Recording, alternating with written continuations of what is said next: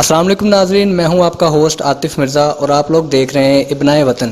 آج میں موجود ہوں آری والا کی صحافت کے بے تاج بادشاہ میاں انیس عامر بھٹی صاحب کے پاس۔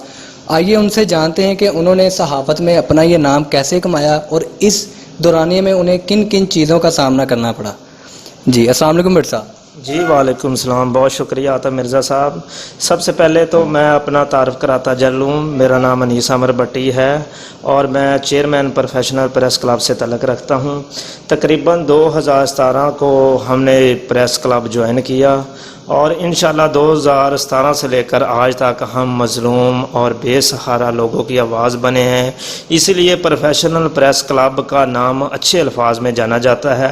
پچھلے دنوں قبولہ روڈ پر جو روڈ کی تعمیر کا ایشو چل رہا تھا، اس کے سلسلے میں ہم نے آواز اٹھائی۔ الحمدللہ آج قبولہ روڈ کی تعمیر کا کام شروع ہو گیا ہے اور یہ قبولہ روڈ پایا تکمیل تک پہنچ گیا ہے۔ اسی طرح ترکھنی روڈ ٹوٹ پھوٹ کا شکار تھا، آئے روز حادثات۔